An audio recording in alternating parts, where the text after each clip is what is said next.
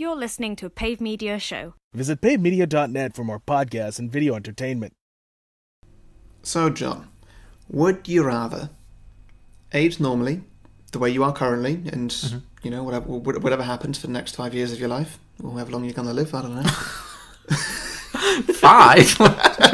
Who have you been talking to? I've got some plans. Okay. Or would you rather age like Brad Pitt does in this film, in reverse, where you just start looking better every single day? Okay. But you just look a little bit rubbery around the edges. Okay. I mean, could I choose the point when it turned? What do you mean where it turned? Well, could I, like, age... Well, as in the midpoint? Yeah.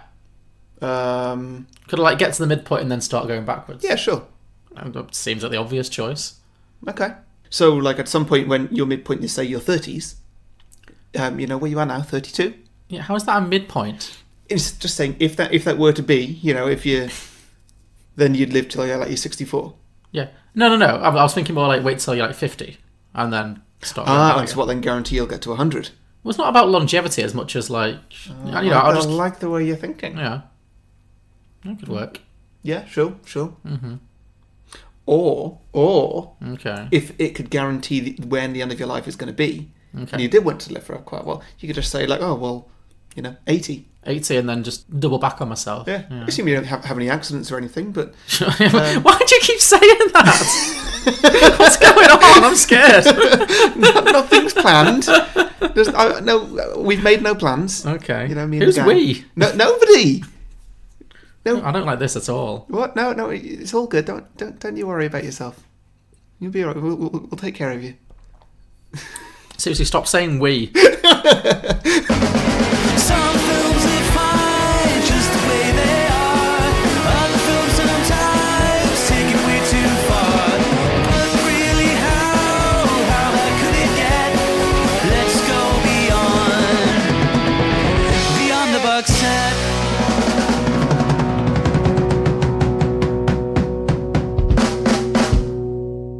Welcome everybody to Beyond the Box Set, the podcast where we pitch prequels, sequels, and spin-offs to films that don't have any. I'm Harry. Joining me as always is John. Hello. Well, I'm scared. I should say, joining me for now is John. Now, yeah. Yes, and Benjamin Button, I think. Oh, yes. So this week we are discussing The Curious Case of Benjamin Button. Yes, which was John's pick, and It was. is potentially one of the longest films we've done on this podcast. I was wondering, do you think we've done longer? What's Titanic? Yeah, Titanic's definitely longer. That clears the 3-hour mark. Does it? Okay. Yeah. What feels longer? Fair point. We'll get to it. Yeah. Yeah. I had to split this over 2 evenings. Really? Well, an evening and this morning. Sure. Yeah. Okay, that's fair. Yeah, I did struggle a bit. So, I mean, the reason I chose this is that it just seemed like a... You hate me? Well, yes, obviously, but also it seemed like a interesting film to do because it's got a really interesting concept. You know, not something that you see in a lot of films. It's about a guy who is born at extreme old age and then ages backwards. That's the basic plot of the film. Yeah. And it came out maybe 2013, 14, I think. So like Something like that, yeah. So 4 or 5 years ago, maybe 3, 4, 5 years ago. And it did really well. Like, it got nominated for, like, 13 Oscars, I think. Really? It won a few, which we'll get to what it won and why. Okay. I'm sure you can guess. And, you know, it feels like kind of an iconic film. Because, you know, people talk about, you know, Benjamin Button. I feel like it's definitely a film that people know about and are familiar with. And it made a lot of money as well. It was a huge, huge hit. So I thought, you know, there's a lot of reasons why this could be an interesting film to talk about. And I had seen it. I actually saw it in the cinema when it came out. Oh, yeah. But I hadn't seen it since. So those are my reasons. Ooh, aside from having to split it over 2 nights, what did you think of this film?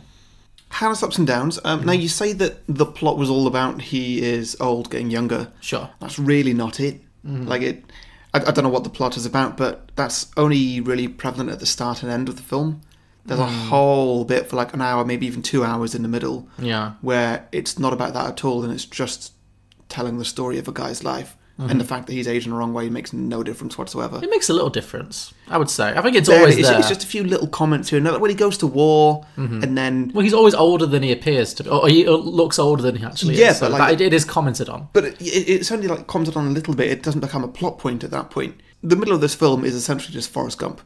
Well, yeah, the whole film is Forrest Gump. That was one thing I thought was... Another reason I chose this is because, you know, when we did Forrest Gump, you said that it might well be a contender for your favourite film, or certainly in your top 3, top 5, whatever. So... No, this one is not. No, I didn't think it would be, especially after rewatching it. Yeah. And it was written by the same people, the same scriptwriter. It's based on a short story, which I know you have some thoughts and feelings about. Yeah. It's the final... I don't know, what, dagger in my chest or something? I don't know, but just when I get to the end of this stupid film and it says, based on the short novel, like, what? Do you mean I could have read this in 5 minutes? Yeah, you probably could have done, yeah. But yeah, it's very much the Forrest Gump kind of story. And I kind of like those stories. I do like it also gave me slight Shape of Water vibes. Yeah, I was thinking that too. There's something about the score, I think. Well, I would describe this film in one word as whimsical. It's a very whimsical film. It's like a grown-up fairy tale. It's definitely got that kind of magical realist kind of quality to it. So, yeah, and I love this. I love Shape of Water. I really enjoy Forrest Gump. And so, you know, I thought maybe this will be in the same ballpark. Not so much, I don't think. Quality-wise, no. Quality-wise, no. I agree. I kind of liked it a lot less. I remember enjoying it the first time, but I liked it a lot less on rewatch. We've commented a lot on how long this film is. Would it have been a better film if it was shorter? Yes. Absolutely, yes. It's far too long. It's definitely too long, but I don't really know if length was its main issue for me. No, okay, no. I think it was just the interest that I had in it. True. Like, it gave a concept and didn't lean into it enough. Yeah. Because, like I say, it was only really prevalent when he's an old man baby, and then at the end. No, I agree. I agree. I think the main problem with this film is that the character of Benjamin Button is fucking boring. Yeah. He doesn't do anything. And then also, what's her face? Kate Blanchett. Yeah. Also quite boring. She's better, but yes, she's also not given enough of a character. I mean, she's basically Jenny. Yeah. It really is the same. Yeah. Like, it's... well, obviously, you know, the difference being that they fall in love when he's an old man and she's a little girl, which is... It's rough. It's rough. Yeah. It's... Yeah. It's hard. It's a tough pill to swallow, and I'm not sure the film entirely succeeds in making you swallow it. No. But much like Forrest Gump, they fall in love when they're both, you know, quote unquote young, because he is young in spirit, if not in his appearance. But it's not even when she's like a teenager. No, she's a literal child. When people start thinking about that sort of thing. Sure. But, like, you know, Forrest Gump says he falls in love with Jenny when they're sitting on the back of the bus at the age of, like, 5 or 6. At least they're the same age. Well, that's what I mean. But they are the same age, more or less. Well, they're not. No, he's like a good, 5-10 years older than her. I think he's supposed to be... What did they say? He's 47 and she's 43 when they meet. So I think he's, 4 years older. Okay, sure. So, yeah, not... ideal. It's not a massive not older, but you know, they're both prepubescent, I think, is the point. He's not at that point, you know, fully sexually developed. But obviously, what you're seeing on the screen is a creepy old man. They really could have just pushed it a bit later to her being a teenager and him looking a bit more like he's. Yeah. I don't know, just a bit closer. I'm not sure. I mean, it was always going to be a tough sell. Yeah. Yeah, but yeah, I was really struck by how much it was the Forrest Gump and Jenny dynamic, where like they fall in love as children and then she disappears and she has her whole life and stuff, and then she becomes this kind of slightly unlikable character, and then she kind of gets punished. You know, Jenny gets AIDS or HIV, and Daisy gets hit by a car and can't be a dancer anymore, and then she has to come crawling back. You know, Jenny comes crawling back to Forrest, and then Daisy comes crawling back to Benjamin, and they stay together and they have their marriage, and then I guess the difference is that he leaves rather than her leaving. Yeah, but it's very the same. And it's to the point where you think, is this on purpose? Is it on purpose that this is telling the same story? Because it can only compare poorly. Yeah. Yeah. You can't redo Forrest Gump. Like, I know a lot of people have problems with the Forrest Gump romance, and I don't think it's a perfect. You know, I do think that film is too hard on Jenny, but it's definitely more. It's definitely a more compelling romance than this film is. I think, and I never really. There were moments when I bought into it because they're both good actors, and there were some scenes that got to me. But yeah, I think I bought into it more the age where they're both themselves. Yes, like that scene they have in the dance studio where they're just like, I want to remember this moment. Yeah, you know, when they are literally the same age. Like that's the point when I'm just like, yep, I can absolutely buy this right now because I can see their similarities and they're meeting in the middle at this point. It's the only point in the film where neither of them look like an alien as well. Yeah. Well, I was going to say, actually, obviously he looks awful. Yeah. She didn't look anywhere near as bad. What do you mean, the CGI or? Well, just anything that was going on her face. Like when she was looking much younger, when she's the first time she's Cate Blanchett, when she's like 20 or something. Yeah, she doesn't look perfect, but she looks pretty good. Yeah. Like believable. And then when she gets older, she just looks like somebody wearing a little bit of old lady makeup, and she still looks pretty good. Like I'd say she looks better than Forrest Gump's mum. Sure, sure. Yeah. I've been burned on Sally Field, but sure. Or Sally Field's makeup artist. Well, sure, yeah. Okay. Whereas Brad Pitt in this, I don't know why they insisted CGIing everything. Because they really could have done well to just like have a different actor for the old man stuff, because so much of it is old man stuff. Yeah, I and agree. they didn't get the look. Well, I think I guess that there may well be a 2019 standard I'm looking at it from. Yeah, I mean, the Oscars it won were all for makeup and visual effects. So, it was quite groundbreaking in terms of what it did. But yeah, I agree with you. It always looked a bit Uncanny Valley-ish. Yeah. Like, and you could always just see Brad Pitt. Well, I guess you have to see Brad Pitt because it's the What's same. the point? Yeah, sure. But I don't know. But I don't necessarily know if you saw Brad Pitt in a good way. It was more like... it wasn't like, this is what Brad Pitt's going to look like in 30 years. It's like, this is Brad Pitt with a lot of ridiculous CGI old age makeup on. Yeah. Whereas, I think Cate Blanchett, apart from the very end maybe, it looked more believably like, this is just Cate Blanchett, but aged up. In fact, I thought the worst Cate Blanchett looked was when she was playing 20-year-old Cate Blanchett, and they did some kind of de-aging, similar to what they did with Samuel L. Jackson in the Captain Marvel film. They obviously just smoothed her out a bit, and sometimes it looked great. There were definitely scenes when she just looked like an actual alien. Well, I thought they didn't really stick that much. They didn't spend much time with her at that age. No. Most of it was the fact that she could pull it off better. A little bit. There was a couple of scenes early on. And to be honest, we're also more used to seeing female actors wearing a lot of makeup, which actually smooths their face. Absolutely, sure. And that's a deliberate thing that that a lot of women do, and yes, Brad Pitt does not. No, absolutely, that's fair. Yeah. So I guess it's just easier to make somebody look a little bit better. But I don't know. They spent too much time on the Brad Pitt CGI. Like there's that one bit, the one time where he's CGI'd to look younger. When he comes back and meets his daughter at as a teenager or something. His hair in that scene is so bad. It was weird because they kept he was just standing completely still, like his face lit up from the street light outside, and they're just having this back and forth, him and Cate Blanchett, and every time they cut the camera back to him, he looked a little bit worse. Yeah. And I don't understand how that happened, but it happened. I agree with you. It was really odd because he didn't move. Nothing changed. No. Well, that's the problem. He didn't move. What did you think? Regardless of the makeup and the CGI, what did you think of Brad Pitt, his performance in this? Do you think that's why the character was boring, or do you think it was just the writing made it a boring character? I think the writing made it a little bit of a boring character because he didn't really show much emotion or any conflict. No. Well, there's that whole bit where he goes to war and it's just not a problem for him. Yeah, well, nothing's a problem for him. I mean, that's the thing. He is a character with no real agency. He doesn't really seem to have any strong opinions on anything. It's just like things are happening to him and he just kind of he doesn't even react to them. It's like, I guess I'm in a brothel now. I'm losing my virginity. Okay. I guess I've fallen in love with Cate Blanchett, and that's kind of sad. It just, there was no moment when he expressed. And again, just to compare it to Forrest Gump, that's a character who is could be very one note because he's obviously not 100% emotionally mature, and he's very straight down the line, and he always just takes everything very literally. Yeah. But I don't know if it's because Tom Hanks is a better actor than Brad Pitt, or the writing's better. It's the writing. I think the writing is better. He's funny and he's a character. Well, Brad Pitt's not given any big emotions to do at this point. Sure. If you compare it to Tom Hanks, Tom Hanks gets all Lieutenant Dan, you came back and you're going to be my first mate, and that's my boat. Yeah, exactly. He gets stuff to be funny, and he gets there's a lot more going on in Forrest Gump. Yeah, there's a lot just fun, silliness, sadness. When people die and stuff. When people die in this, there's no emotional scene written. It's just Brad Pitt gets to go, cut to the funeral. Yeah, there's nothing. Yeah, it's like he doesn't really feel anything. Yeah, it might be a mixture of the acting and the writing, but the writing is definitely a big part of why there's not much emotion in his character. Yeah. Well, I did wonder, what do you think of outside of this film? What do you think of Brad Pitt as an actor in terms of the things you've seen him in? I quite like him. I think he's good. He's got some range. Yeah. Well, I mean, what's your favourite Brad Pitt performance? Fight Club's pretty good.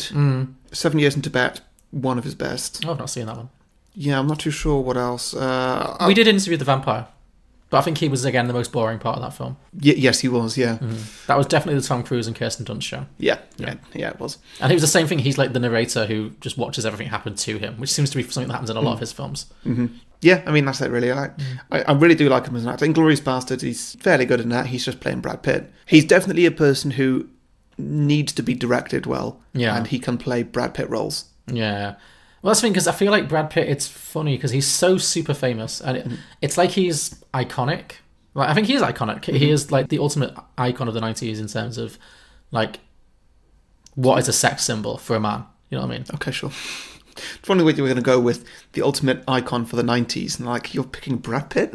No, I don't mean, like, not for me personally. Yeah. Like, well, you know, obviously there's lots, but I mean just like, his name means, you know, it's like, it's in that Shania Twain song, isn't it? Oh, so you're Brad Pitt? Oh, yeah. You know, it's that kind of thing. It's like, you say Brad Pitt, people just think, oh, sexy, you know.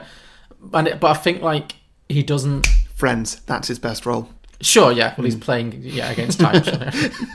No, I've seen some really good Brad Pitt performances too. I really like him in Burn After Reading. Okay. I think it's that one, yeah. He's funny, and he's playing against time.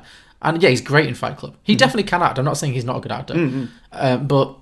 He's great at Brad Pitt roles. Yeah, and I think you're right. And Brad Pitt roles have range, Yeah, but sure. they're still definitely like, oh, he's just playing Brad Pitt. Yeah, I just don't think this was... I think maybe this wasn't the right film for him. I think it needed somebody like Tom Hanks who could have given it a bit more soul. And, you know, the writing needed to be better as well, but I think a different actor, someone a bit quirkier, a bit more weird, a bit more, you know, with a bit more personality could have given the character a bit more depth, where it just really felt like he was just this complete blank slate for the entire film. Yeah. And it really did make the film a bit of a slog, because the film, we are constantly, I mean, we'll do a little plot summary now, but we are constantly being introduced to characters who are more interesting than Brad Pitt, than Benjamin Button. And it's like, oh, I want to stay with you.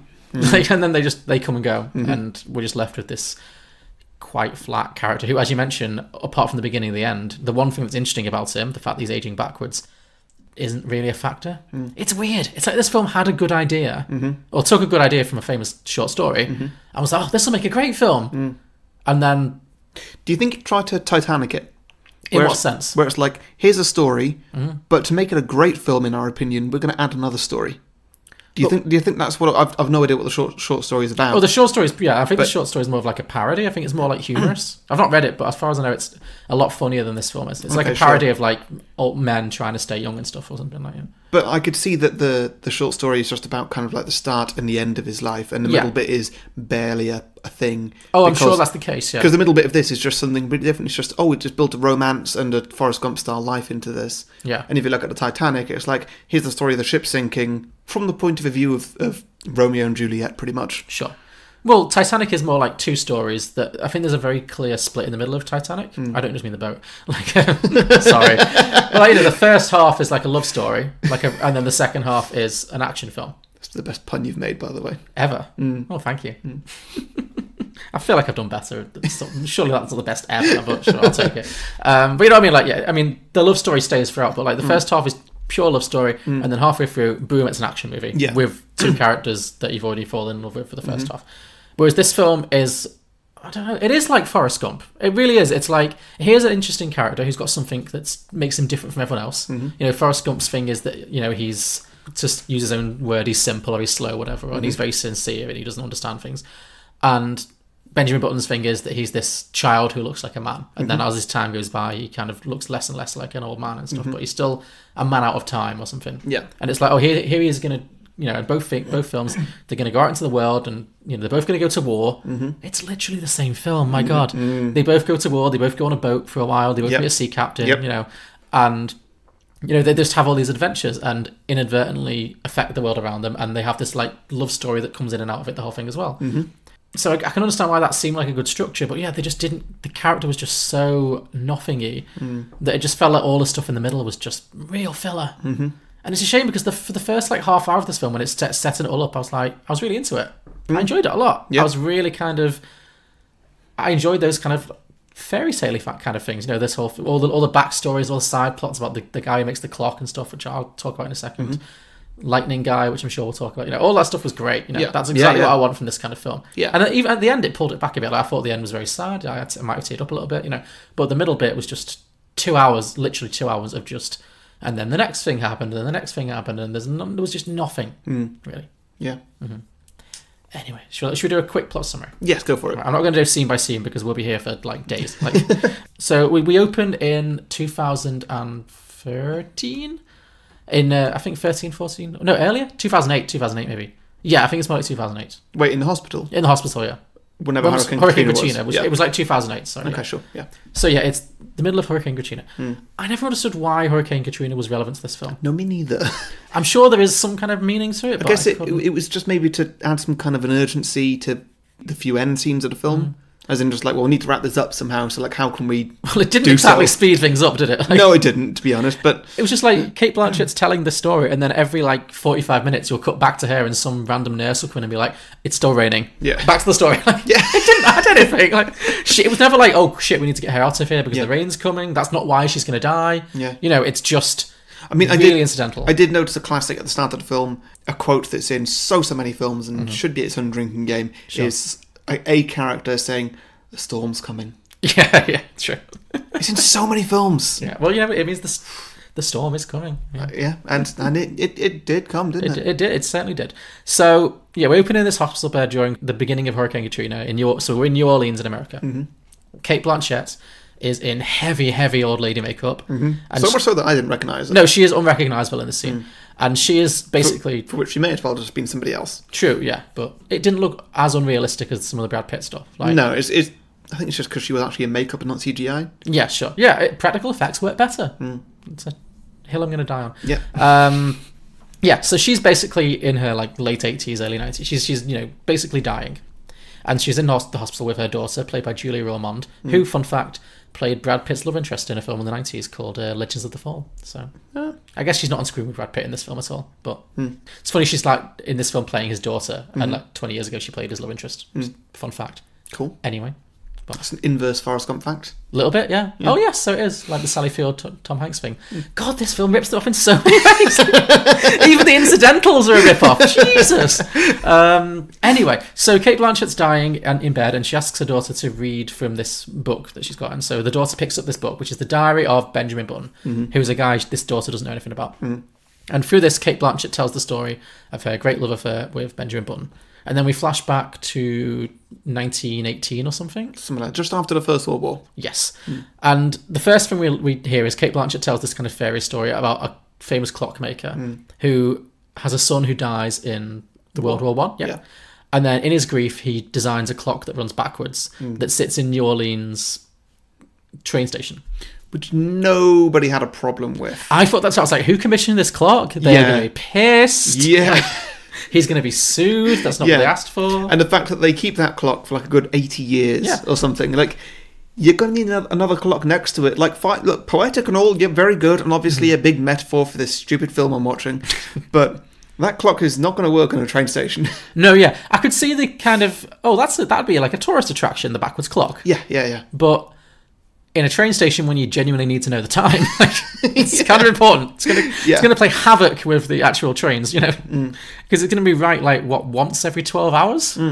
Madness. I think more than that. Like, is it once every 6 hours or something? I'm not sure. Well, it was a standard 12-hour clock, right? Yeah, so it would take, to go from 12 all the way back to 6, it would take 6 hours. Right. By which point it would be 6 o'clock, Oh, I see. Okay. wouldn't it? So it'd be 4 times a day that clock would be correct. Oh, okay, fine. I'll take your word for it. These kind of logic puzzles were never my strength. Well, clearly for me. Anyway, great, good for you. Anyway, so this is just this incidental story. And apparently on the same night or the same year, a baby is born. Sure, yeah. They never explained why it specifically happened to him. What his connection was to... No. They were, other than the fact that he was born in New Orleans around the same time this clock was unveiled.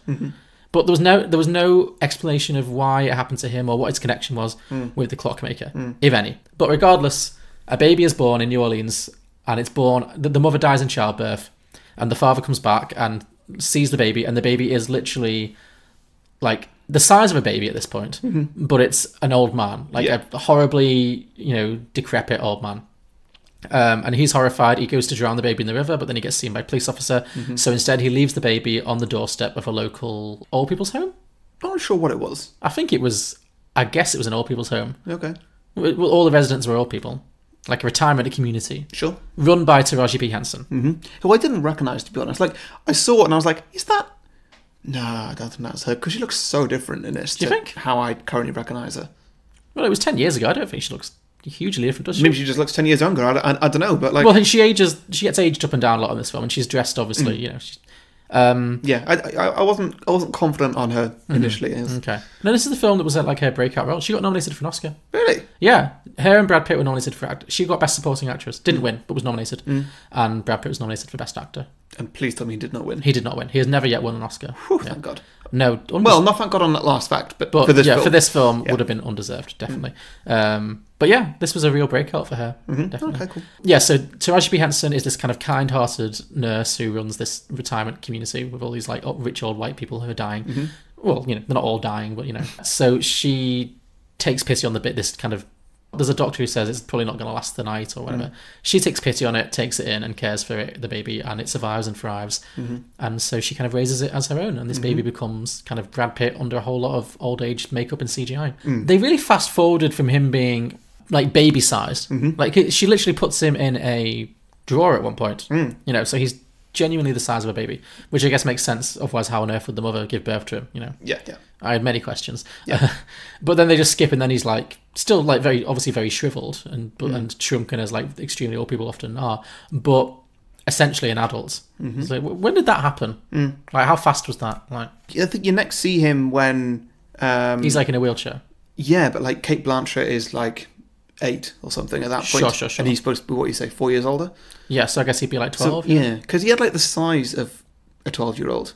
Yes. Or maybe a little bit older. Or whatever. Yeah, well, I think But, that's the like, thing, because old people, you know, when they he- get very old, they lose a little bit of height and stuff. So I guess, I mean, they never become baby sized. yeah, but like also he had to kind of grow up that way. So yeah, yeah, he had the size of a 12-year-old, but the look of an old man, and it's just there's a lot of topless scenes as well, there are a lot. Yes, yeah, I found those rough. and it's just unpleasant. Not in a way like it's unpleasant to see old people topless, but just it was uncanny. Yeah, It just wasn't nice. It just didn't. It looks like something that was just wrong. yeah, exactly. I had so many questions, like how are his teeth working? Yeah. Like, was he born with teeth, or did his teeth grow in like as adult teeth first? Like, I had so many questions. Biggest thing that I've got, which maybe you were going to get to, I don't know, was I was spending this whole film like not enjoying but also enjoying the bad CGI, and I was really looking forward to how they were going to make him look younger and younger and younger at the end. And I was like, well, since he started off as like a small baby, that means he's got to die the size of an old man. Yeah. So What, you thought it was going to be like an adult baby? yeah, I thought it was going to be a scary, a freaky looking baby Brad Pitt, Oh but at God, I'm adult glad they size. didn't go down that direction. I was really hoping for it. I was Yeah, like, right. well, what are they going to do here? I can't wait. It's going to be fantastic. And they just didn't do it. They just recast it, Yeah. which is what they should have done for before. Yeah. Well, I did appreciate they recast it with a boy who they gave the exact Brad Pitt haircut to. Yeah, so he's growing up in this old people's home, and then he meets young Kate Blanchett, who's like, 8 years old when he first meets her. She is the daughter of one of the residents, basically.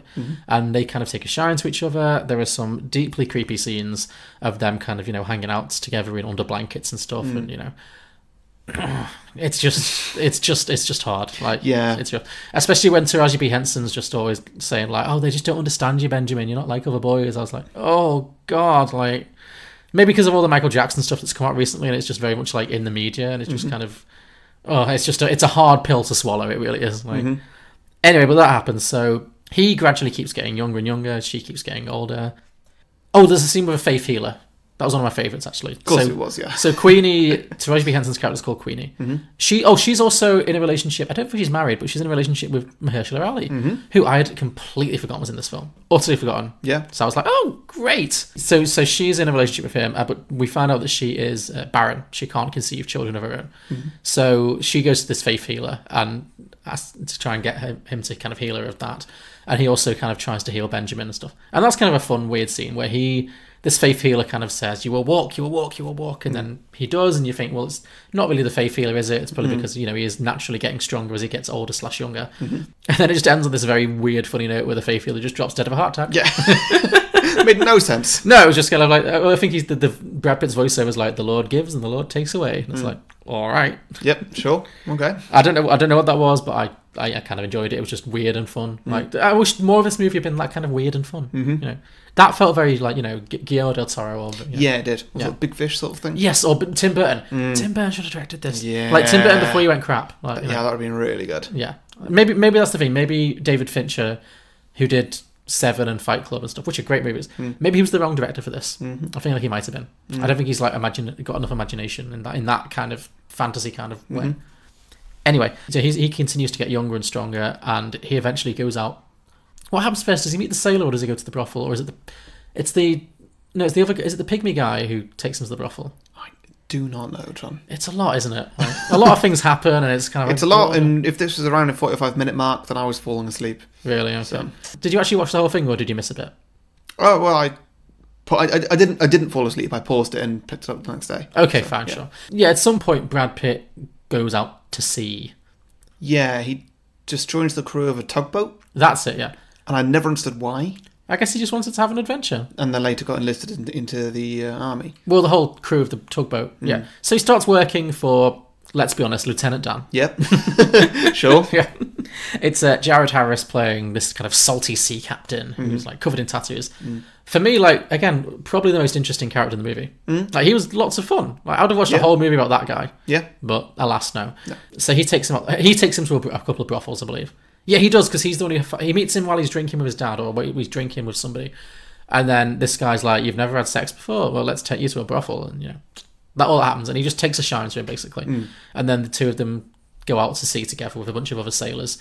And then they get wrapped up in World War I. All the sailors get killed. They end up in Russia for some reason. We get a little subplot. World War II. But yeah. Oh, sorry, World War II. They get caught up in World War II. Everyone else gets killed, you know, in a submarine attack. He has this, like, weird mid-movie fling with Tilda Swinton, who's having some great fun. I mean, it's classic Tilda Swinton. It really is. I just love the bit when she was getting totally stressed out by the cup of tea that he was making up, because I felt that pain. Really, it wasn't the right way to make tea. No, he was not doing very well at all. As a non-tea drinker, I'll just have to take your word for that. Well, he was doing everything wrong, and she was trying to be kind of polite about it. It was it's like, oh no, sorry, could you just leave it in the pot for a bit longer? Leave it to stew. And he's like, what does stew mean? It's like, oh my god, Brad Pitt, just get lost.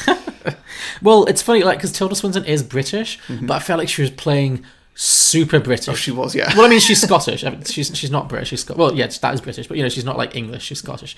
But God, yeah, she was playing so English. Like it was kind of quite a lot. But yeah, well, I mean, she's got to complain about tea for a while, so yeah. Basically, yeah, it was broad strokes. Yeah. They have this kind of affair. She's an older woman, although obviously he looks older. And then they kind of have this break. Well, she disappears. They have a little breakup, and she disappears from the movie.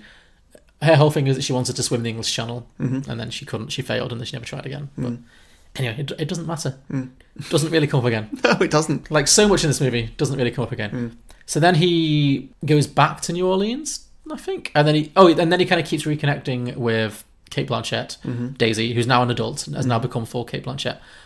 I forgot to mention, do you remember how weird the ADR was on the kids who were playing Daisy? No. Like, before it was Cate Blanchett, there were two, like, young kids. One of them was actually Elle Fanning, Dakota Fanning's sister. Okay.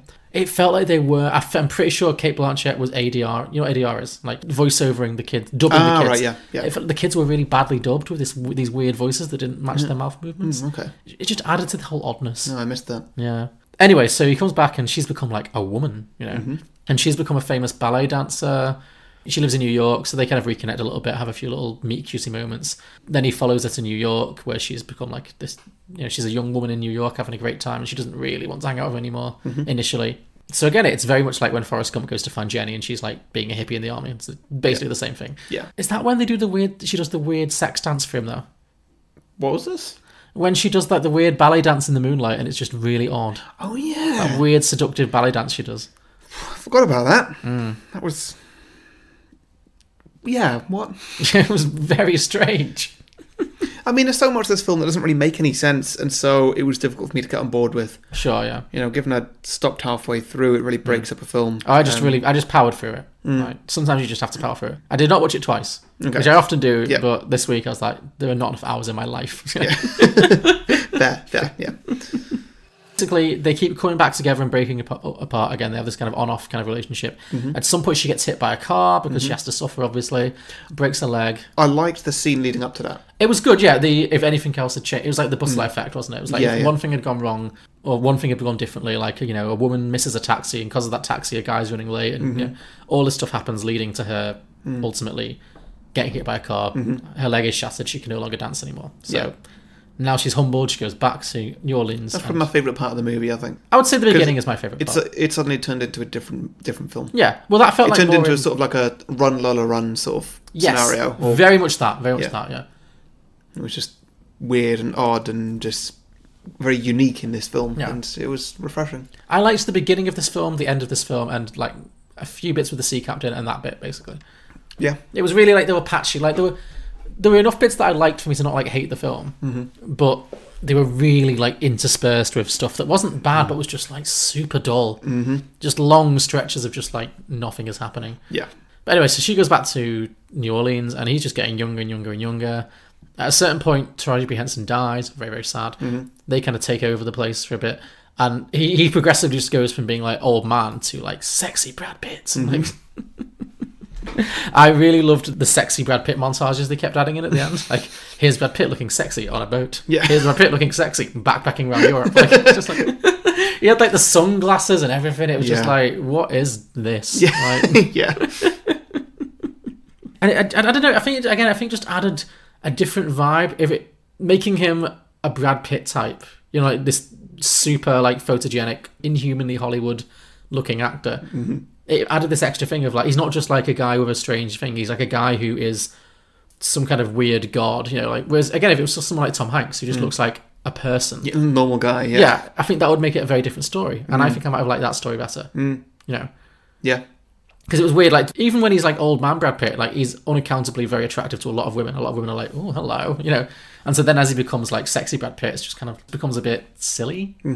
But I don't know. And all this time we keep flashing back and forth to the, you know, the hospital and Julia Ormond reading the story. And she's like, why do I not know this guy? Because, you know, when did you meet Dad? And I was thinking the same thing. I was like, when did you meet Dad? Because, like, I don't know how old Cate Blanchett is supposed to be at this point, but if she has an adult daughter, the clock is ticking.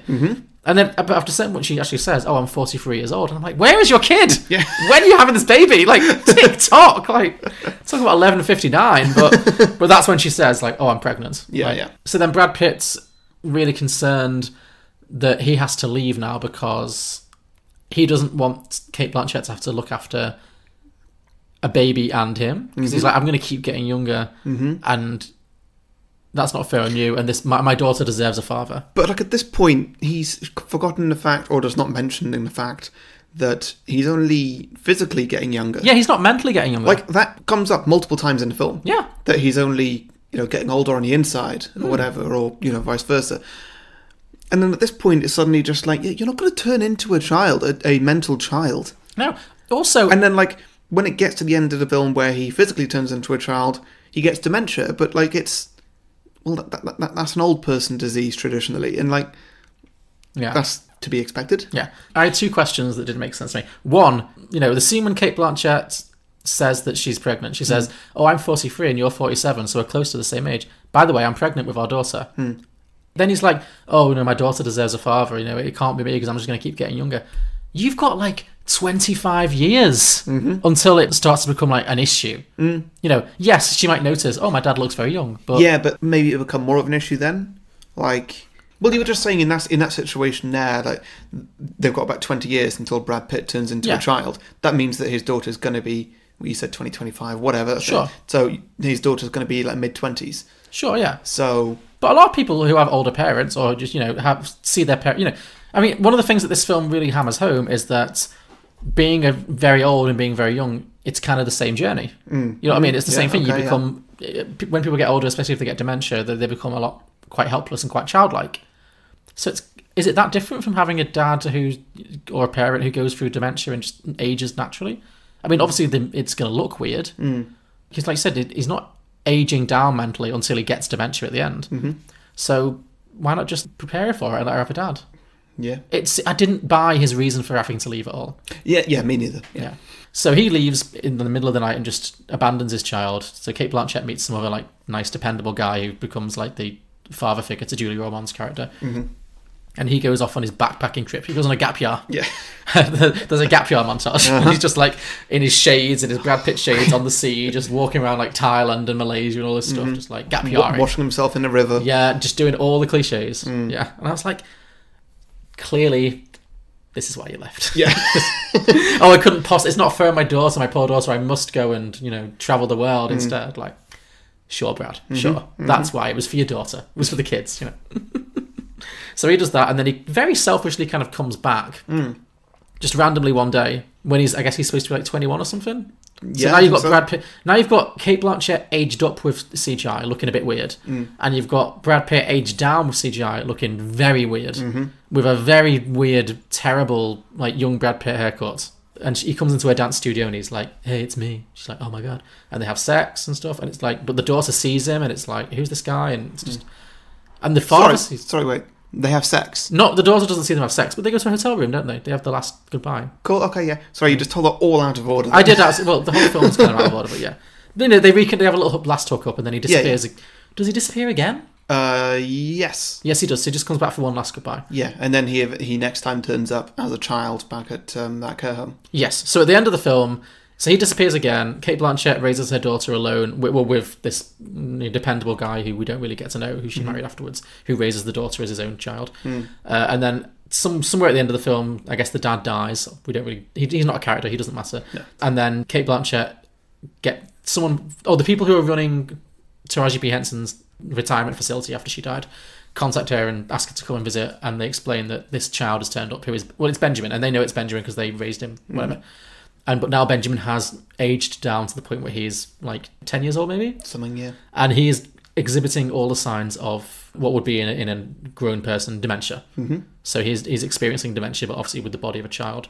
And so she kind of moves into the facility and kind of takes care of him.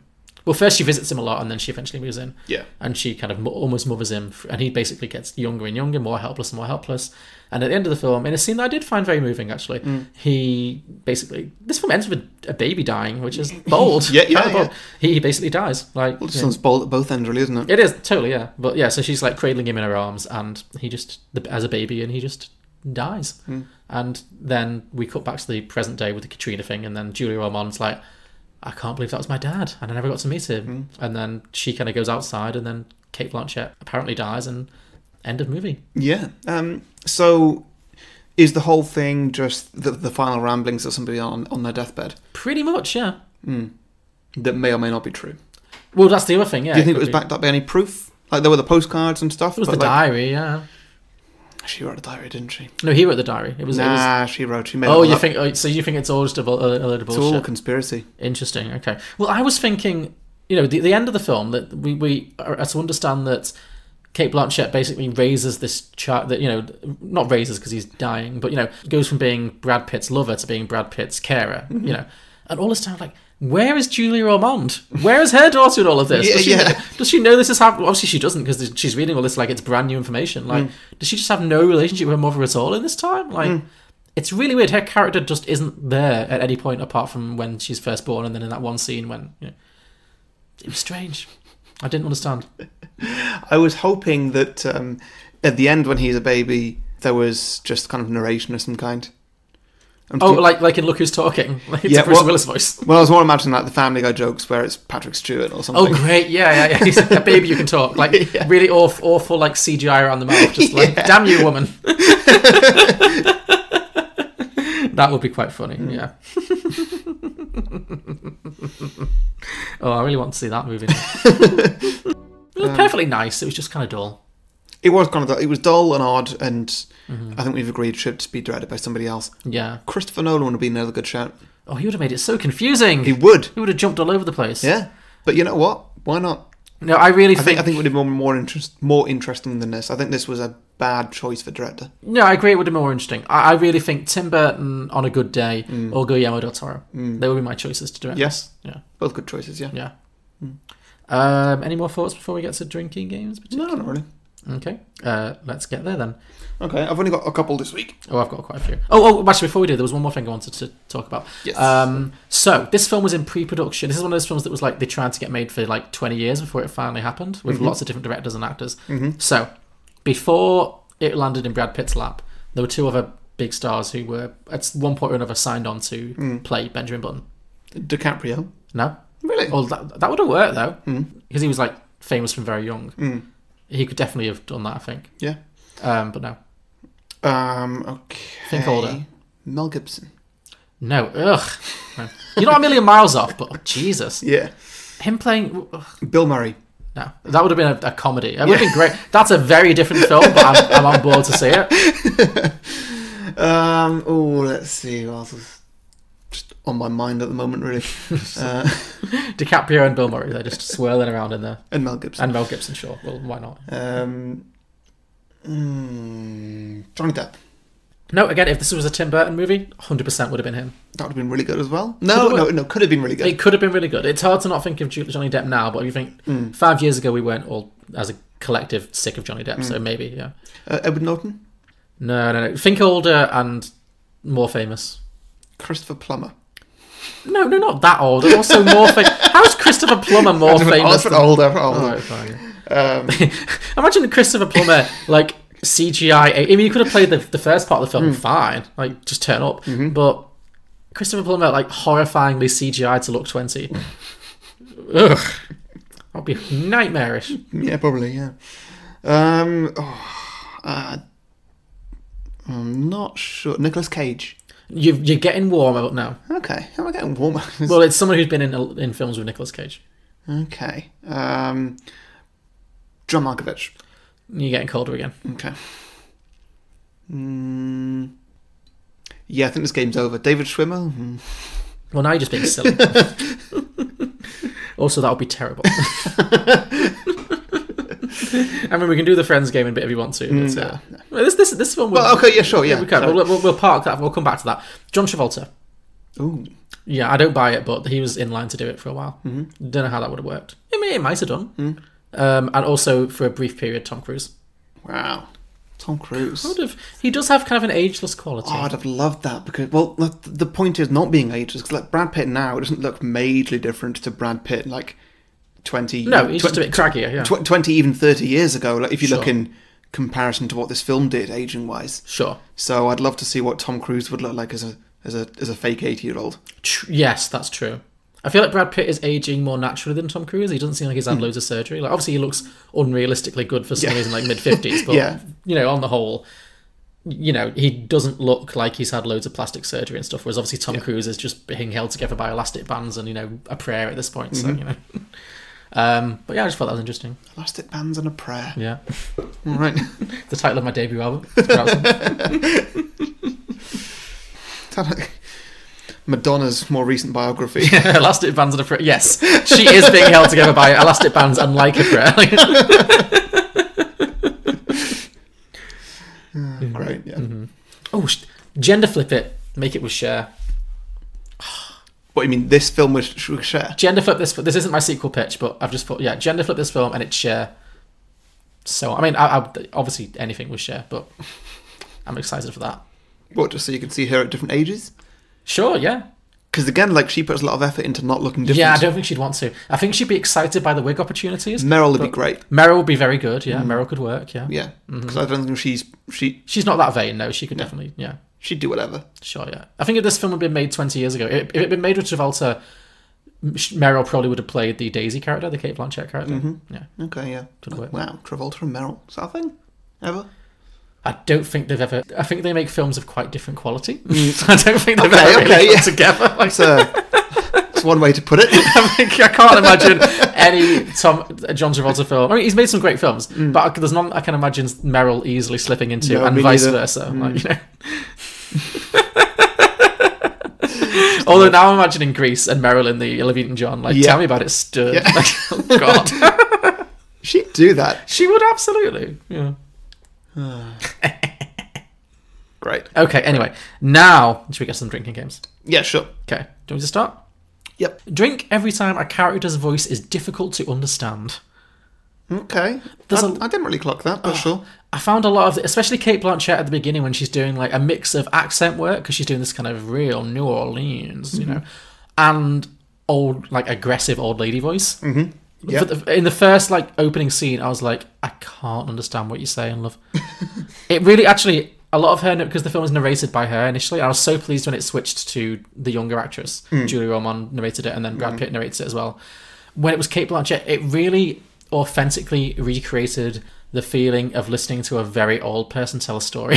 Mm-hmm. You know, I was like, wrap it up, Grandma. Come on, like, get to the point. Like, I've got drink 4 shots of clocks. Oh, very good.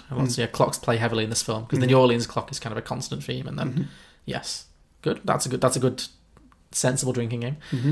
Drink for lightning strikes. Oh yeah, one of my favourite little subplots. Yes, this is a real like a little laugh out loud moment that they pop in every now and again about this random old man who would just, and this is the kind of thing I love in these kind of films. You know, that felt very like Guillermo del Toro kind of detail, where there's just an old man who Brad Pitt runs into constantly, who's like, "Did I ever tell you I got struck by lightning 7 times?" And it was always like really mundane things. It's like one time I was just driving my car, boom. Yeah. One time I was walking my dog, boom. One time I was painting my fence, boom. Yeah. It was great. It got funnier every time. Yeah, it did. Drink for every new character intro. Yes, well, I have that too. I had drink every time a new character is introduced who is far more interesting than Benjamin Button. Yeah, okay, fair. Literally everyone. Would I watch a Tilda Swinton movie? Hell yes. Would I watch a Salty Sea Captain Jared Harris movie? 100% yes. Taraji P. Henson runs an old people's home. Yes. 1,000 times yes, I'm watching that film. Yeah. Mahershala Ali wants to be an actor on the Shakespearean stage. Great. I'm watching it. The Faye Feeler story, 100%. You know, I'm there for even Daisy. She had a whole life. She did things. Yeah. She went out into the world. She became a ballet dancer. Yeah. We just got stuck with this boring guy aging backwards. So yeah, I agree. Good one. That's a good one. And there are a lot of characters, so that's a fruitful drinking game. Yeah. Drink for weird ADR, which I mentioned, like weird voiceover work, weird dubbing. It definitely happened a lot, and it was quite distracting. Yeah, sure. Drink for sudden time jumps. Yeah, sure. Did you have a hard time keeping track of how old he was supposed to be at any given time? Yeah. 100. Yeah, especially when he's like older, because obviously when people, like old men between the age of like 70 and 90, whenever, you know, there's not much difference physically, really. You know, after a certain point. In this, yeah, you're right, and in this, it's very much like, oh, he still looks weird. Okay, cool. We've not got to Brad Pitt yet. We've still got to CGI character, and we're just getting through that phase, which is the majority of the film. And then he's Brad Pitt for, you know, about half an hour or something, then he's CGI again for a little bit, and then he's a boy. Sure, but it's important to know, because there's this whole romance happening with Cate Blanchett, which starts when she's an actual child. It's like, how old are you? Yeah. Like, when it was, also not even her, when he went to the brothel and lost his virginity, and he's getting really drunk, and I was like, so are you supposed to be like 8, 10, 12, 15? What's happening? How weird am I supposed to feel about this? Like, it was... Yeah, I could never really get a handle on it. And with her, like I mentioned with her as well, because they did do some aging on her, like they made her look older, they made her look younger. But ultimately, it was very hard to tell how old she was supposed to be a lot of the time, after she stopped being an actual child. Question that you may want to edit out, I don't know. Sure, okay. As an old man at the start of his life. Sure. Now, you talked about things like teeth growing in and, you know, his body being older and stuff. Did everything work? Well, that's the point. He's apparently very good at sex. Like, from a young age? Well, that's why I was wondering when he did go to the brothel. Are we supposed to understand that he has the sex drive and the sexual stamina of a 17-year-old? Which doesn't make sense, because all of his other physical things are the physicality of an old man. Like, he can't walk particularly well. He hasn't got the energy. So he should have the sexual stamina and the virility of an 80-year-old, which I'm told is not great. So why is he like a demon in the sack at the age of 80? I was puzzled by that. Yeah. I could understand, I guess, what they were trying to go for. It just wasn't very consistent. I guess what they were kind of going for is that, okay, in his mind, he's a horny teenager. And that's, you know, so obviously maybe, because she's like, I think the prostitute's like, he's like, I want to go again. And she's like, no, I'm exhausted. Get off me. Like, that's literally the lines. That's the dialogue. Yeah. Maybe he's taking a pill.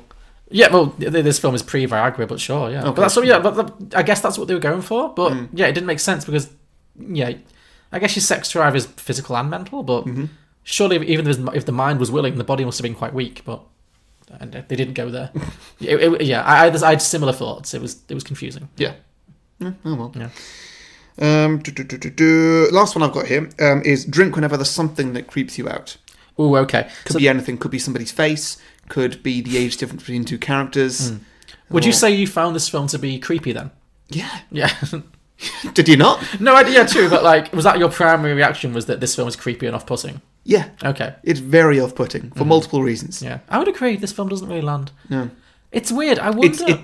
It's a difficult one because, like, how do you do this right? Especially in 2013 when this level of CGI wasn't there yet, but clearly they thought it was. Yeah. You know, which, to be fair, like now we think it is, and 6 years from now we'll look back and, oh my god, Thanos looked awful in Infinity War. How did anybody think that was a perfect movie? Congratulations on crowbarring Infinity War. I'm going to ask someone to record a jingle just for when you manage to slip in an Infinity War or slip in a Marvel reference into each episode. Okay. It's like, it'd be like a little game for people. Sure, okay. Yeah, Beyond the Box Set drinking game. Sure. But yes, I agree. Yeah, it does always take you out of a film when the CGI has obviously not aged terribly well. Do you think it would have been better if this film waited like 6 years or so?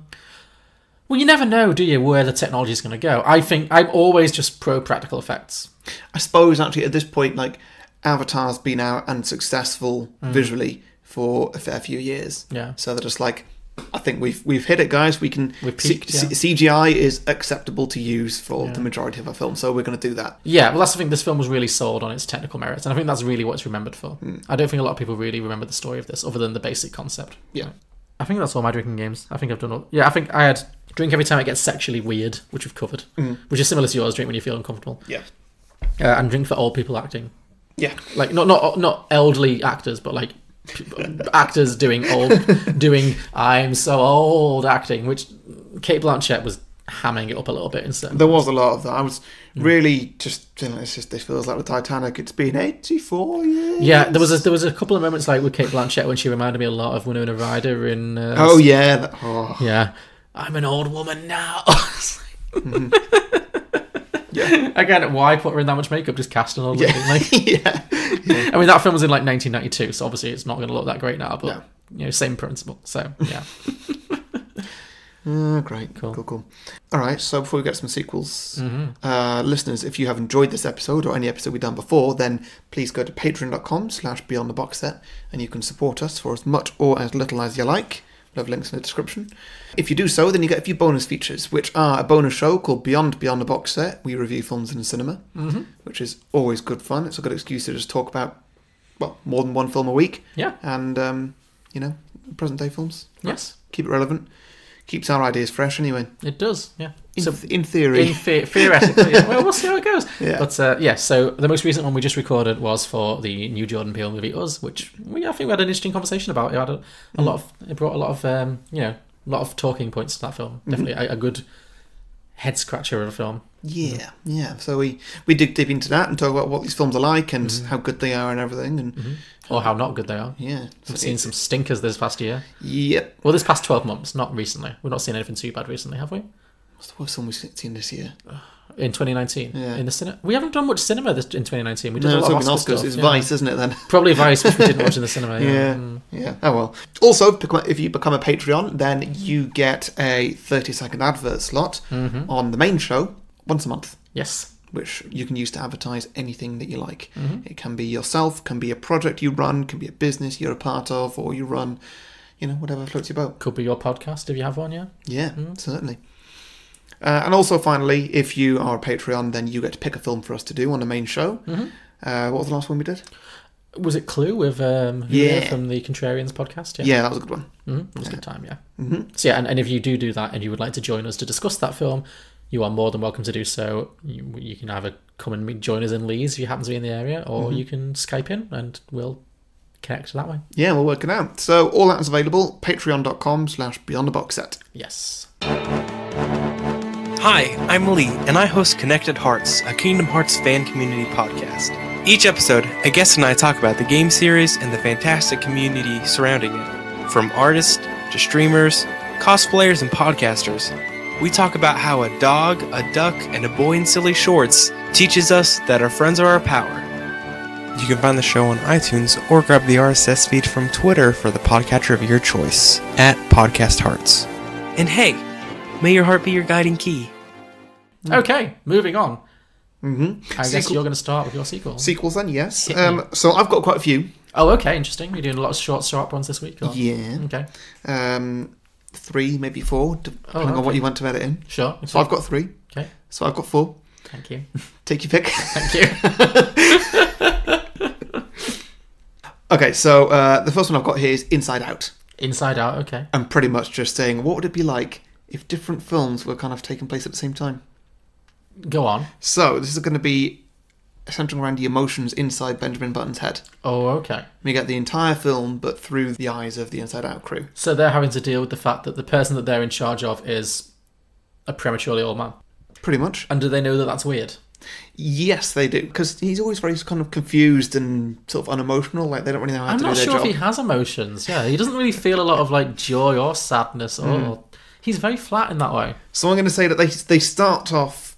They start at his birth, as Inside Out does. Sure. Yeah. But instead of just having one button and 2 emotions, they've got a full spectrum of emotions. They're all there. So that he's the whole born gang. with everything. Yeah. Yeah, and also he's got a fully developed console, which has all the curse words and maybe some more adult controls as well. Maybe not. I don't know.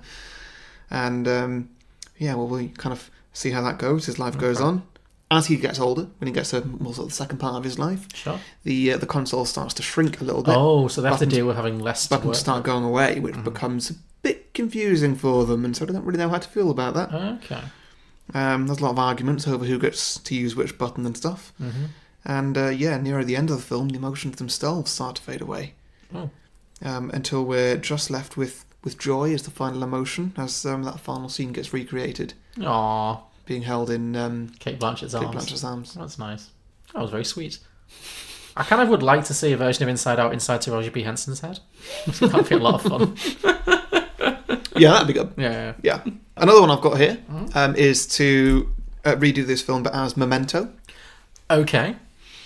So we start off with a confused young boy named Benjamin Button who has some kind of a mental disability. Oh, so we're starting. This is what Christopher Nolan would have fucking done to the Yes, start. it is. It starts with the kid, and it's Yeah. like, okay, and then you don't realise it's going backwards until the Exactly, end. yeah. Okay. So his disability is he finds it impossible to make any memories last longer than a few minutes. Sure. So we see him grow up backwards through the years, being born in the early 2000s, growing up in the 90s, being a teenager in the 80s.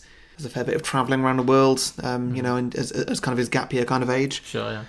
And when he returns from that and he's getting a bit older, he develops a quite disturbing relationship with his mother, who herself eventually absorbs a small baby. Oh my god. You know what? You've really sold me on Christopher Nolan directing this movie. Yeah, and a couple more decades go by of him, doing a bit more travelling or whatever, and just being a bit weird with his mum. But yeah, he eventually joins a war where he wraps his head in bandages for a few days until he has a bit of an accident, and suddenly his head is full of memories, and the film becomes quite boring. Oh, okay, sure. Yeah. So I'm saying that midway through his life at war, he has a head injury, and He realises. he has that memory issue. I just think the whole film you just never find out until, I don't know. Sure, all like that works, yeah. That could be really. Although I guess Benjamin Button does know, so I don't. How would you get around him knowing what's happening? Yeah, that's why I've just sort of done a bit Yeah, of a rewrite there. maybe make it more of a mystery, and then at some point, in his adolescence, whatever, he realizes what's happening, and then that's interesting. I really like that. I really like that a lot. It's just weird, isn't it? Yeah, it's weird, but I can see it, and it would have been something. Yeah. It would. I think there's so many directors who could have done something with this. Okay, my next one is called Being Benjamin Button, Being Benjamin Button, which is obviously an idea I like to go back to every now and then. Oh, we're in the John Malkovich universe. Yeah. Okay. So John Cusack, he's moving a printer in an office or whatever happened. I Oh, don't so know. we're literally in the And he- Being and John he- Malkovich universe. And he finds a secret hatch, Oh my god, he's going to go into Benjamin Button's head. and he crawls through it and finds himself in the head of an old man. Okay. It's a bit odd to start with. By the way, this isn't like a sequel to Being John Malkovich. It's just an alternative Yeah, yeah. version, yeah. So it's a bit odd to start with because that old man's regular mundane life is just a bit boring, whatever. But when John Cusack exits Benjamin Button's head, he finds that he feels a bit younger. And a Okay. few less grey hairs in his head. John Cusack does. Yeah. So, like, this old man's head, Benjamin Button's head, is like the fountain of youth.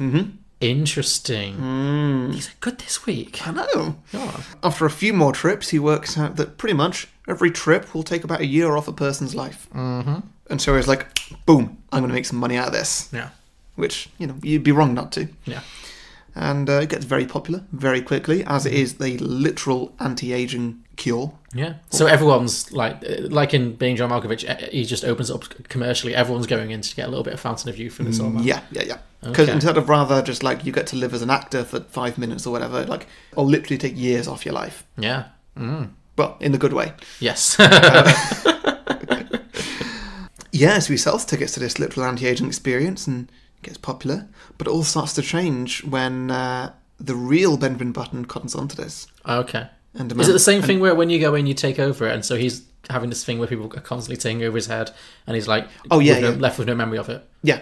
Okay, sure. That sort of stuff. And so Benjamin Button goes inside his own head. Oh, we're going to get like button. I mean, that's one way to do it, sure. Yeah. But he goes in and finds that when he's in it, he sees a world where everybody's aging differently to him. Okay. And so he's aging, normally he's getting older as time goes past. Everybody around him is getting younger. Oh, I see. Okay. And you know what? He decides he's happy like this. So he stays in his own head. And so he decides to stay there. What would happen if someone stayed in their own head and it creates this weird feedback loop? I don't know. surely? I mean, I guess that time as we know it would end. Right, okay. And it would just be a different kind of reality. It is an apocalyptic movie. Yeah. Wow, okay. Where time just like hits a point whenever this film's set, I don't know, the 90s, hits the 90s and then just boomerangs back towards the Big Bang. And that's pretty much what happens. Benjamin Button gets older and, dies peacefully in his own old age, while everybody around him is just getting younger and younger. And, I mean, it's a whole different nightmare. Maybe he forgets how to leave or something. I'm not sure, but that's being Benjamin Button. I like it. And you know what? Spike Jonze, another person would have directed this film better. Ooh, Yeah. yes, very good, That very could have good. really worked, yeah. Yeah. I like that. And I did have 3 more ideas that I didn't actually do anything with at all. Okay. It was to rip off Eternal Sunshine of the Spotless Mind. Mm-hmm. I got completely stuck on that. Didn't think of a thing. Sure. Looper, as I mentioned before, Yeah. could be something there. I don't know, but again, I already don't know Like what the young story was Brad going to Pitt be. meets old Brad Pitt. I guess, but like, I couldn't make it interesting. Sure. I mean, there's something there, yeah. And the final one I thought of maybe doing something with was Groundhog Day. That's interesting. There's something you could do there. Or just Yeah. like he's suddenly caught in this loop in which he's de-aging at the same time, but also reliving the same day or something. So he's living the same day like Groundhog Day, but whereas in Groundhog Day he obviously doesn't age at all. But in this one, He has the same day, but every day he's 1 day younger. That's interesting. That's really interesting. oh, maybe he's got all his memories, but just he's actually going back each day in his life. He's not reliving the same day. He's just living his life in reverse day order. So things he's already experienced. He still wakes up in the morning, goes to sleep in the evening, but every Yeah. time he goes to sleep, he wakes up a day the day previously. before. That's interesting, yeah. I like that one. So that was what I was talking about, I guess, at the start of the podcast. Whereas if you could choose, you'd get to middle age and then you just go back again. Because then you get double the fun. You just skip the getting really old bit. Yeah. But yeah, I was thinking if it was just Groundhog Day where he's just literally living the same day over and over again, but every day he's a day younger. And so for a while it's like great, but then after a certain point it's like, ooh. It'd be a curse, wouldn't it? Because like Yeah. you'd remember some of the good things in your life. Like, my 20s were really good. I love my 20s, and then they're becoming to an end because like, shit, I'm 21 now, getting close to the end. Yeah. And Well, I mean, that's just being a human being, I think. Just, depends how you think of it. sure, yeah. But I mean, this one will have a finite end. Like, you're not going to live beyond 0. Like, Well, yeah, exactly. That's what I mean. It could be a real like ticking clock kind of yeah, thing. yeah. Like, yeah. Bill Murray would act the shit out of that. Who would? Bill Murray would act the Bill shit Murray, out of that. yes.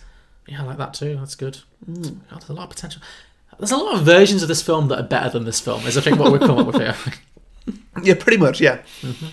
Yeah, cool. Okay, well, what have you got then? Great, okay, cool. So I've written one slightly longer idea this week. Okay, good. It does involve a little bit of script, so I'm going to have to ask you to contribute to this.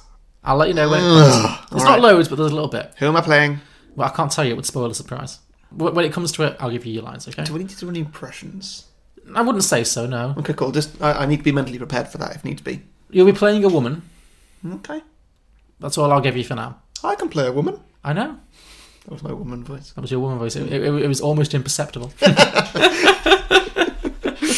Anyway, so I'll set the scene first, though, because this involves a bit of build-up. So, this film opens immediately after the original movie closes. Okay. Has it got a title or a title come later? The title will come later.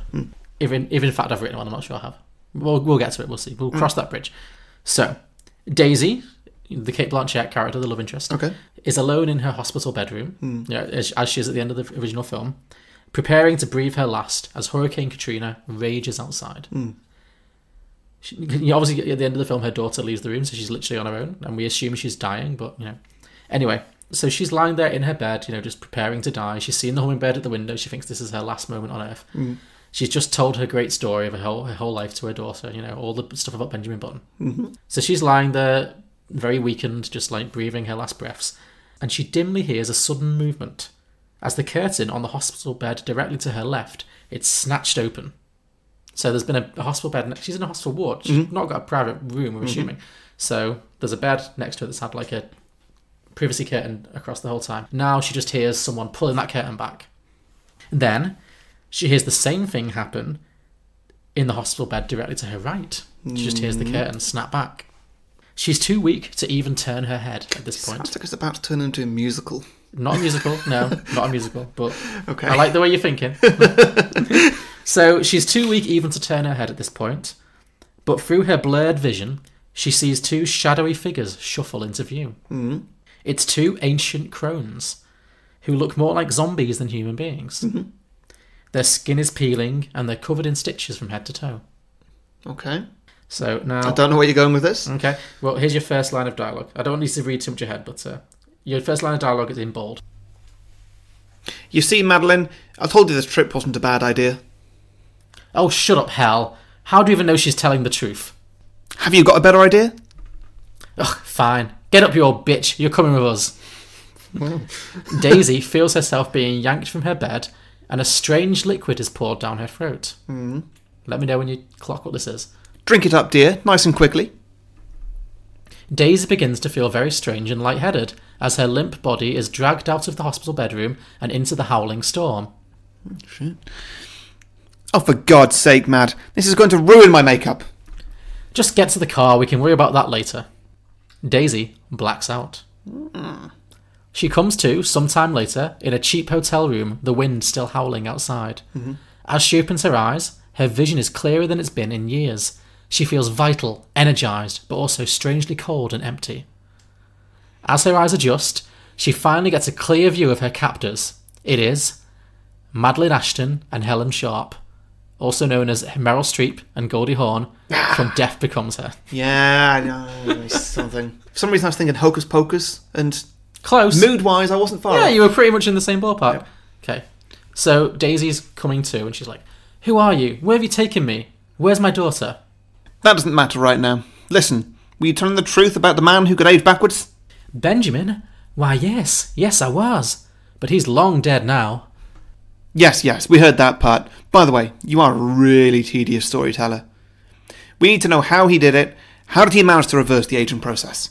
I don't know. Nobody ever knew. What's all this about? Why am I here? And why am I still alive? Well, technically you're not. Helen, show her the mirror. The two women lift Daisy again and guide her to a full-length mirror, where she's shocked to discover she's been restored to the prime of her youth and beauty. She says something along the lines of, What have you done to me?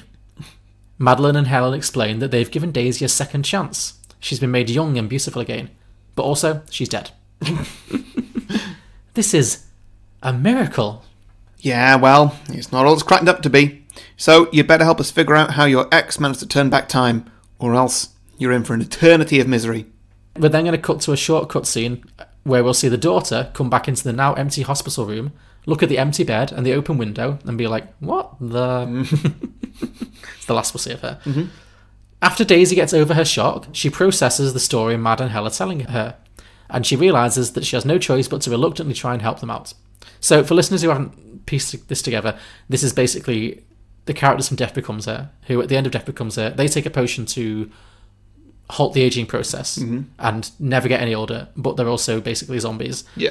And they can't heal at all, No. so any injuries they have are permanent. Yeah, so basically they're just falling apart bodily, but they just cannot die, so they're in this kind of real living hell situation. So obviously they've just overheard this story and they're intrigued because this is potentially a way out for them. Anyway, so Daisy gets over the shock, processes the story, and realises that she has no choice but to reluctantly try to help them out. Her only lead is the story of the backwards clock that was built the same year Benjamin was born. The builder, a Mr. Gatto, I love that detail, was of course never seen again. She theorises that maybe, in the unlikely event that he's still alive almost 90 years later, he might be able to give them some answers.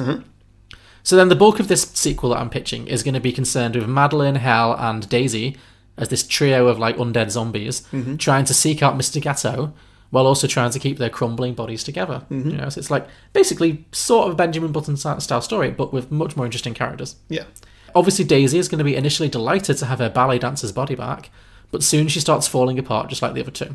So I'm thinking there's going to be a scene where she's going to do like a ballet pirouette, you know, and then one of her legs is just going to snap off and go flying across the room. So, Okay, cool. yeah. Well, like she's spinning around and something snaps essentially, and her upper body keeps spinning, but her legs stay still. Yeah, or maybe she has a fall and just the leg just goes spinning across the room. Something, you know. Yeah. Anyway, they seek out the old clock, which is in a badly water-damaged storage room in New Orleans. They open up the back of the clock and find a map to a remote island. Yeah. There are no commercial ferries to this island, so they hire a salty sea captain with a body covered in tattoos who looks suspiciously similar to the captain from the original. Maybe it's his illegitimate son or something. I don't know. I just thought it'd be cool to bring that character back because he was probably my favourite character. Yep. He was the most fun. They hire him and they spend several months at sea battling the elements, which of course is going to piss the old hags right off. And they're going to have a dreadful time of it. So over the course of this sea trip to this remote island, you know, Daisy is going to become as hateful and bitter as Mad and Hel are. So it's going to be a real like trio of witches, you know. So you're going to think like the wind and the sea air is going to like ruin their makeup, their skin's going to be peeling, they're going to keep losing body parts overboard and stuff, you know. They're basically going to be a complete mess. They make it to the island and they find a small hut on the beach where the skeleton of Mr. Gatto the clockmaker is sitting at a desk. So obviously he's long dead. Sitting next to him is a diary, which they go through, desperate to find some answers. And they discover that he was actually once a celebrated wizard and alchemist who actually helped to develop the youth restoration potion used in Death Becomes Her. So, you know, in Death Becomes Her, they get the potion out off Isabella Rossellini. Yeah. But she never explains where it's from. She just kind of has this magic potion. So he actually is a wizard who helped her to develop this youth potion. However, he became disgusted by the shallowness and greed of that character, Isabella Rossellini, and all the other people who took advantage of his discovery. So he retreated from their world and became a humble clock builder. However, after the death of his son, he made one final attempt at discovering a way for people to cheat death, hence the creation of the backwards clock. He also created a potion that would allow a parent to give birth to a child who would never grow old, and he tested it on a local New Orleans woman at the time who was pregnant, who was obviously Benjamin's mother. The experiment failed, and the woman gave birth to a deformed old man, doomed to age and die like everybody else does, but backwards.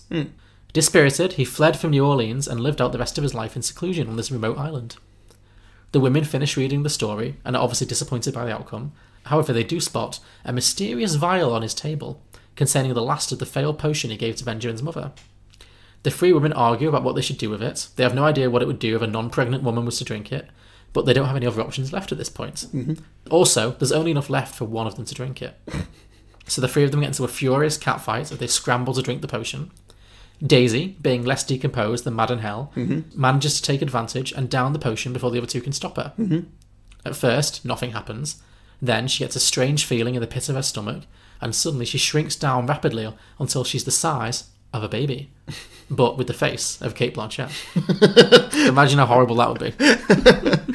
Oh dear. So she can still talk, she still has her mental capacities, but she's literally in the body of a baby. Okay. This feels like a Family Guy situation. It is a bit. It's a little bit Stewie-esque. She can't walk and move around on her own, but she's just trapped in a baby basically, with Cate Blanchett's head badly CGI'd onto a baby. Is what I'm imagining here. Cool. If she gets to say something like "blast you, vile woman" or something like that, Blast you, vile women. Yeah, that would work perfectly. Actually, the other two women immediately decide to cut their losses and abandon her. So they walk out of Mr. Gatto's hut, leaving her helpless on the floor because she can't walk or anything, only to find that the sea captain has sailed off and abandoned them, leaving them stranded on the island forever. Mad and Hel reluctantly trudge back into the hut, where they are forced to care for scary baby Cate Blanchett for all eternity. And that's the end. So is she a baby forever? Yeah, she's basically trapped in a baby's body forever. Oh, right. Yeah. And those two zombies are trapped looking after her on a remote desert island forever, or possibly until the next sequel, if I ever bring this back. Which I might. Okay. Sure, I like it. You definitely went there. Yeah, I don't know. I got the idea of bringing in the Death Becomes Her girls, and then I was like, oh, okay. After that, okay. Well, they're good characters. They are good, yeah. Yeah. And it makes sense. It's not a million miles away story-wise. No, it's not. It lines up quite nicely, actually. Yeah. Cool. Okay. So that was my sequel. Should we get to some listener submissions? Yes, okay. So start us off, as always. A nice long one from Dante Pinot. Oh, great. Always a pleasure. Fellow Pave Media host. Yes. I should probably say that. Yeah, you should probably sell that a little bit more, yeah. He's got a couple of podcasts. Let's Get Contextual. Very good. Yeah. I went on there, did a couple of Tron films, talked about them for a while. It was a really good time. Good. Also got another podcast called Batman vs. the World. Have you heard of that one? Yeah, you've talked about it. Are they both on Pave Media? Yep. Cool. Yeah. Wouldn't mention them otherwise. Good. Well, of course. Otherwise, it's not worth mentioning. So, he says, it's the modern day, and Benjamin Button has since become famous, and people from all over the world come to visit his grave. Our main character, an investigative journalist who specialises in scientific fields, starts studying the Benjamin Button story. Over time, she discovers that Benjamin's mother, at one point, was in desperate need of money, and a nearby scientific institution was accepting test subjects for a radical new project that paid very well. Is this about to become Death Becomes Her? I don't know. I would love it if we had the same idea. Yeah. So Benjamin's mother underwent the procedure and got the money. Little did she know she was pregnant. 9 months later, Benjamin Button was born. As the journalist discovers over the rest of the film, the institution was experimenting with possible formulas to reverse the aging process. This is sounding similar, but okay. I'm sure it's not going to introduce the Death Becomes Her. I don't know where this is going. Yeah. When they feel she's getting too close to disclosing their secret to the world and shutting them down, they try and stop her. And the rest of the film is her finding out the true story and publishing it to stop horrible scientists from destroying more lives with their unethical experiments. Oh, I like it. It's like a comment on modern society, I guess. Yeah, that could really work. That's really good. I like it a lot. Yeah. It could be a good sort of action thriller kind of thing. Yeah, definitely. That would work. He's not cast anybody, but who do you cast As an investigative journalist who's sort of digging a bit too deep in things they shouldn't be? Jennifer Lopez. All right. Yep. Yeah, Sure. Yeah. Sure. She'd be a good Benjamin Button. She never ages. Yeah. Whatever. Yeah. Okay. Phil Better from the Phil Better Show. Also a part of Pave Media. He says this is a sequel. Benjamin is reborn in the future, and instead of him starting old and becoming young, he starts young and grows old. Because instead of time going forward, it reverses, and he becomes an old man at the start of this one, bringing it full circle. Sorry, I didn't catch that. Yeah, I feel like he's just spoken nonsense. I'll read it out again. Read it out again. Let's see if it makes more sense the second So this is a sequel. Benjamin is reborn in the future, and instead of him starting old and becoming young, he starts young and grows old, but instead of time going forward, it reverses. And he becomes an old man at the start of this one, bring it full circle. Oh, okay, so I get it. So he is do you say he's reincarnated? It's just reborn. He's reborn, okay. So he's reborn as a baby and ages the natural way, but time goes backwards, so when he gets to be an old man, it's actually the beginning of the original film. Okay, that makes sense. Ish. Yes. I don't know how he gets back into his mum's womb. I don't know if I want to know. Yeah, okay. Sure, So yeah. I guess that's kind of similar to what I was doing with the Memento one. where Yes. Yeah, it is pretty much the same story, just told in reverse. Sure, yeah. I like it. Okay. So, Stuart McMcCohen says Benjamin Button 2, Trouble in Paradise. The exact same concept, but set entirely in Hawaii. Okay. Sure, yeah. And then Benton Collier says... I feel like we get that a lot. The same film but set in Hawaii seems to be like something that comes up a lot. Benton Collier has just replied saying, I love how this has become the go-to answer in my... Yeah. just same film but in Hawaii. Yeah. Sure. You know what, fine. Yeah, whatever works. Yeah. One day we'll make it a thing. Sandy McCracken says... Sorry, what? That's the name. Okay, fine. Sandy McCracken says, I never got over the fault that if he is a baby-sized old man at the beginning, then surely he should be an old man-sized baby at the end. Yeah, you know what, Sandy? I feel like that's... Yeah, you were explaining that too. I didn't really think that, but obviously that was something that was a problem for a It lot should of make people. sense. Like, Yeah. you don't shrink back to the size of a baby just before you die. Sure. To be fair, no one's lived past, the age of, 110 or something? Sure, yeah. Maybe at 150, that's what happens. Maybe you would, yeah. Old people do shrink. They do get smaller, yeah.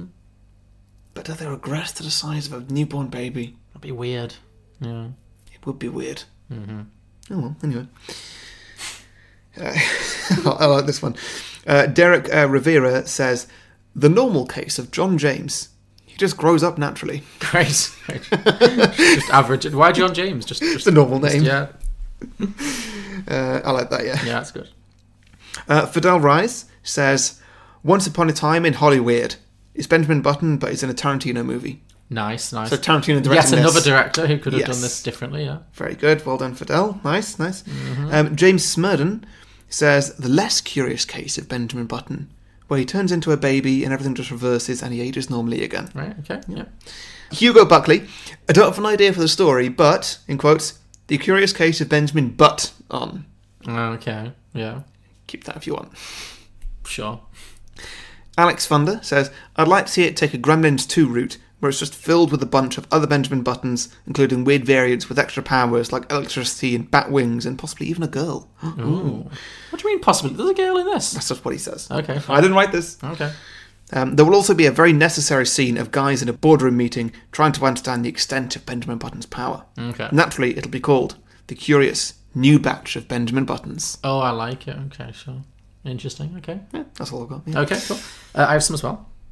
So, Jeff Heaven said, 2 button, 2 curious. All right. Jacob Hill said, Benjamin, unbuttoned. I think that's like a sexy porno version. Yes, I do like that. Yeah. Although, actually, wait, pause. How much CGI is involved here? Like, is it old man unbuttoned? Oh, I don't know. Yeah, I don't think I want Is it young Brad Pitt unbuttoned? Like, there's a lot of area here where it's just going to be creepy again. True. That's true. Yeah. At what point are we going to unbutton him, and how much CGI is involved? If it's like mid-film Brad Pitt, Yeah. yeah, Yeah. we'll take that. Sure. Who wouldn't? Yeah. I don't know. We'll leave that. Jacob, get back to us. Let us know. Matthew Bowen said, BB2, The Perfect Circle. The woman who fell in love with Benjamin Button in the first movie, so Cate Blanchett, has to give birth to and raise him in the sequel. Ooh. Oh, she gives birth to her own lover. Oh, weird. No, Not there for that. Too creepy. I'm out. No. Okay. Matthew, you went too far. Yeah. Harry's out. No. Dennis Fanning said, Benjamin gets reborn, this time as a baby that becomes an old man, in Button Benjamin of Case Curious The. Sorry, it's just all, see what I mean? Sure. The title backwards. Yeah. Jeremy Kloss said, I'm not sure what the plot is, but it needs to be called Curiouser and Curiouser. Okay, yeah, I like it. Vincent DePaul just said, Benjamin Button 2, still dead. Sure. Yeah. Jose Martinez said, The Unusual State of Zachary Zipper. Mm-hmm. See? Yeah. Johnny James Fuller said, Curious George versus Benjamin Button. This is my favourite. Walt Williams said, The slightly less curious case of Benjamin Botox. Yeah, that was his secret all along. Yeah. Darren Husted just said, He's dead, she's dead, there's no sequel. Which, fair enough, yeah. And Andy Hughes said, Benjamin Button versus Dorian Gray. Which, interesting, yes. Okay, not dissimilar characters. Yep. So those are our listener submissions for Benjamin Button. If you have any sequel ideas for The Curious Case of Benjamin Button, or any films we've done in the past, please let us know. We are Beyond the Box Set. You can find us at beyondtheboxset.com. Our podcast is available on all good podcasting platforms, including iTunes, Stitcher, Spotify, Acast, Google Play, and more. If we're not on your favourite podcasting app, let us know. We will try to get on it. You can also find us on social media at Facebook, Twitter, and Instagram. Just search Beyond the Box Set or at Beyond the Box Set on Twitter, or go to our website, which is www.beyondtheboxset.com. Our Patreon is patreon.com. You just said www. Oh, I know. I might edit that. Yeah. Our Patreon is at www.patreon.com http:///www. Yes, exactly what Harry said. Our Patreon is patreon.com/Beyond the Box Set, and we also have exclusive merchandise available on tpublic.com. Just search Beyond the Box Set. Wait, sorry, I don't understand. tpublic.com? Sorry, http:// There we go. I don't etc. Yes, so next week we're going to start a new season. Mm-hmm. And it's my choice for a season because you're the one who inflicted bloody films based on games on us. Hey, it was a good time. It had its moments. It did have its moments. It was a good adventure. It did. It had its peaks, it had its valleys, but yeah. So I think we started high, it went gradually down, but in a creative, interesting way.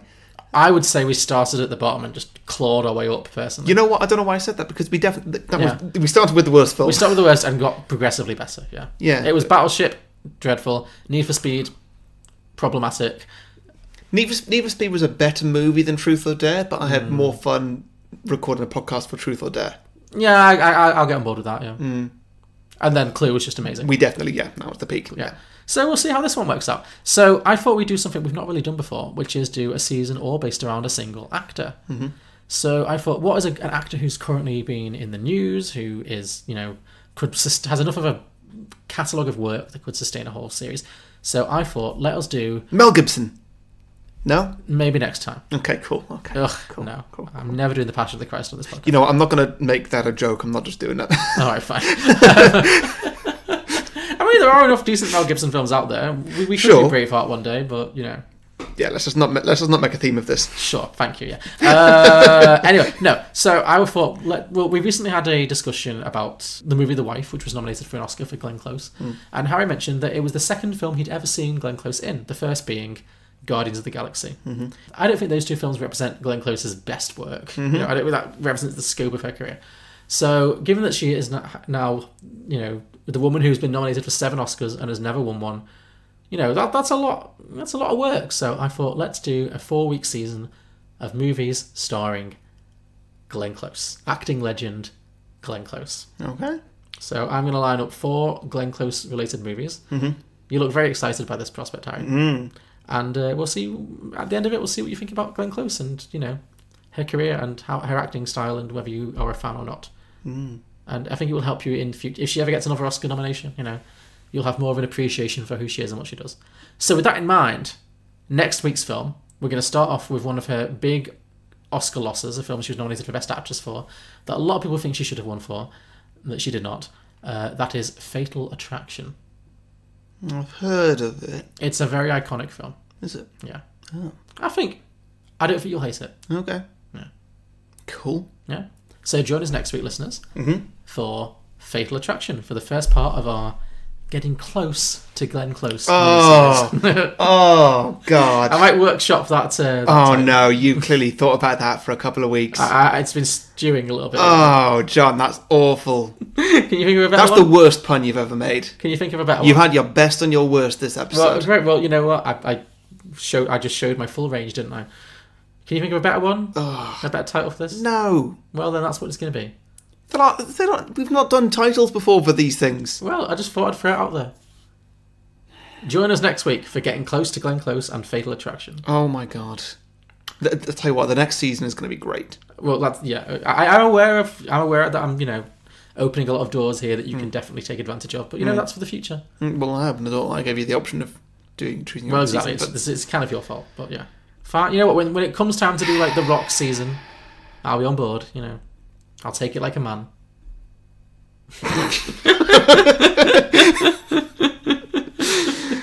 Oh, I don't need to say anything, really, do I? Let's leave it there. Okay. So next week, Fatal Attraction. Bye. Bye.